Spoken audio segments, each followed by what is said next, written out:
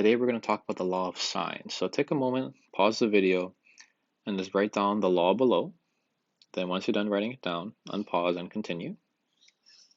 So what's really cool about this law is that it works on any triangle if given the right info. So for like SOHCAHTOA, for example, that only works on right triangles. But law of sine can actually work on any kind of triangle as long as you have information like the ones we will have today. So let's get right into it. So for this whole chapter, you're going to need a calculator. So make sure you have your calculator ready. And notice how there are two versions of the law. Today we're going to focus on using this version right here, because this version is good for finding lengths. So right, good for finding lengths. And that's because notice how the lengths are on the top. So hopefully from geometry recall that lengths in triangles are often represented as lowercase, and the angles are often these uppercase. So these are your angles right there. So we'll focus on this first law today. Again, the other law is just the same exact thing, just flipped. So first thing we're going to do is just draw a generic triangle. So just doesn't really matter how you draw it. I'm just going to draw it generic. But in homework, you can draw it like that too. A, B, C. And it's important to note how it corresponds. It must be labeled like this respectively. Notice how angle A is directly across from side length A, B is directly across from B, and C is directly across from C. So that has to be the case, however you label your angle. So make sure you do that. Now let me get rid of that to make it a little easier to look at. Let's label. This is 40 degrees, B is 60 degrees, and A is 4. Okay, so let's start working. The goal is to figure out everything else. The first thing I want you to do is write this down. Really important. Big star. I want you to identify your, quote, pair. Now what I mean by pair is it's basically like an angle and side length partner. So for example, the pair here is right here. Notice how A, we have 40 and 4. That pair is the key to finding everything. So that's going to be our initial. We're going to write 4 over sine 40. And then this thing is going to be equal to, just pick a letter you want to find. Let's say you want to find C. C over sine C. Now you might be thinking, well, how do I find that? Because there are two variables. Well, look at your triangle. You can find C easily. This has to be 80 degrees, because in a triangle, it always adds to 180. So really, we can put 80 right there. Now to solve this, make sure you don't cross multiply.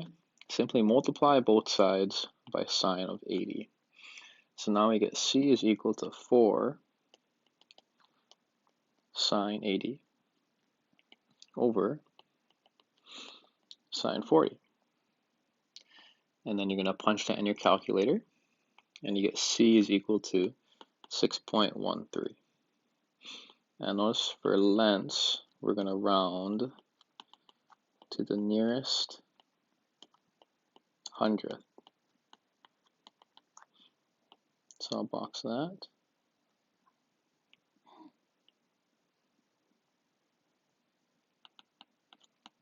.13. Make sure you fill it in your triangle. It makes it easier for me. And then all we gotta do is now find the other leg. So go back to your pair. 4 over sine 40. That has to equal B over sine B, which is 60. Same thing, multiply by sine 60. So B must equal 4 sine 60 over sine 40. Put that in your calculator, and you get 5.39. Box that. And again, notice how we're rounding to two places. That's what we'll do today. You're going to put 5.39 right there in your triangle. And I'll just highlight everything we found today. So look at that, there's your 80, 6.13, 5.39. Okay, so there's example 1. So let's go on to example 2. We're going to start the same way. We're going to draw a generic triangle.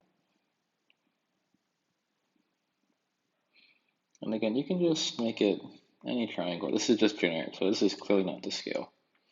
A, B, C, A, B, and C. Label it 35, B is 15, C is 5.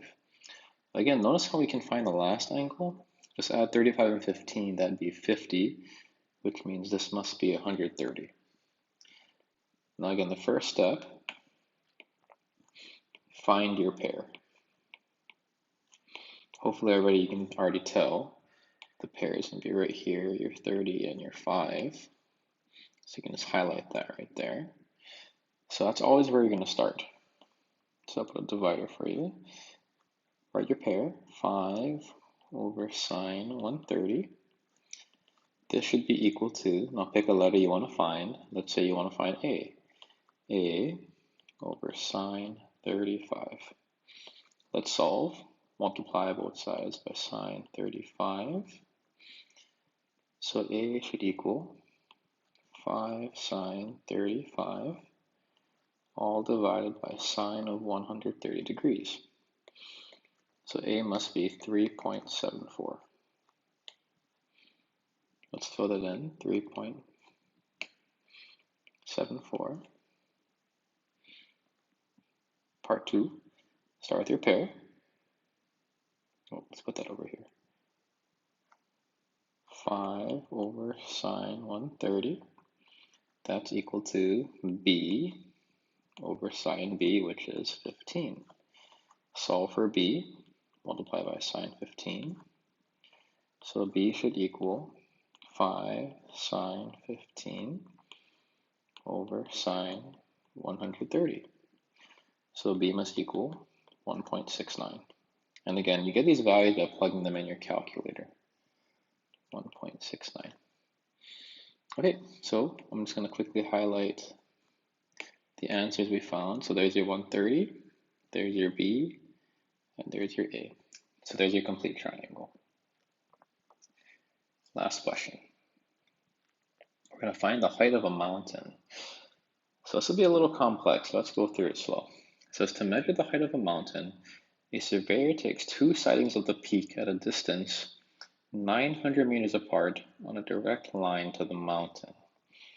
Okay, so first let's just sketch this mountain. So I'll just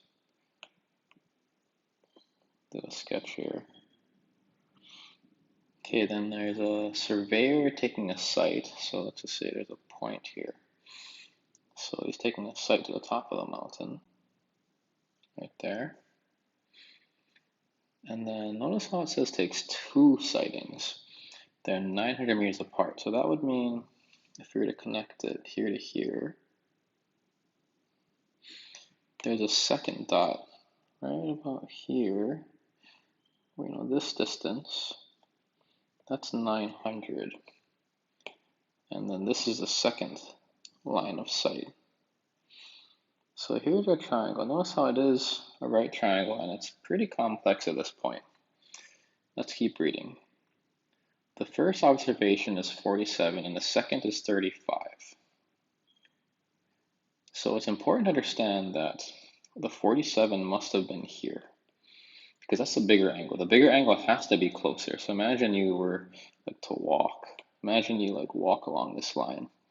As you get closer to the actual mountain, the angle should increase. So it wouldn't make sense if you put 35 here and 47 here because the angle couldn't get smaller as you get closer to the mountain.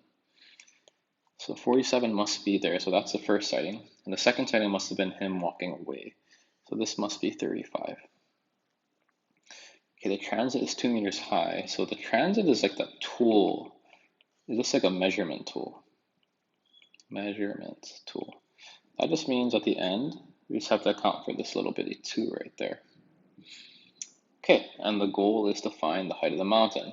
So for now, let's just call this thing, yeah, we can call it h. We'll think about the end answer once we get there. Okay, so for now, let's just find that h. So notice how we have that 900. So previous to this law, we really couldn't solve this. It'd be pretty difficult. But now with what we know, we actually can solve this.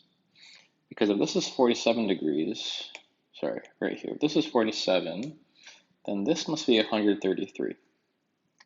Because it has to make 180.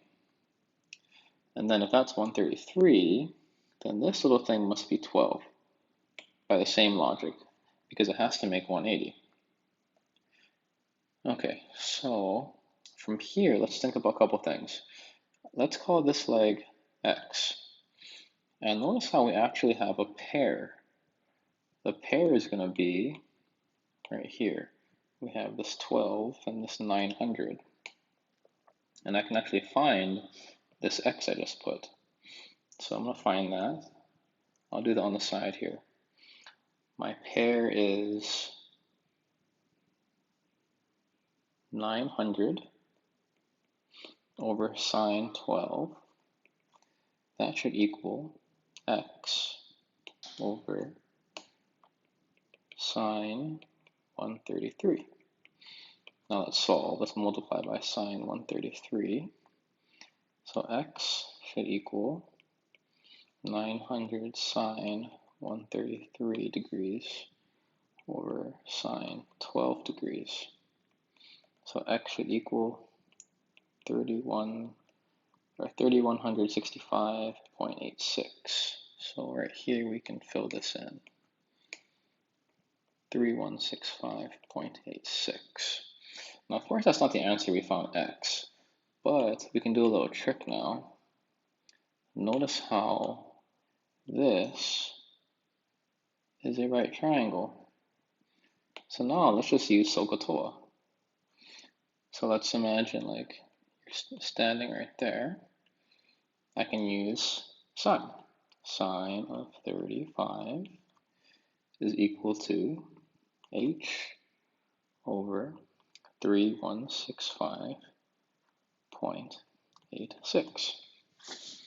Now let's multiply by 3165.86, and then your calculator, 3165.86 times sine 35.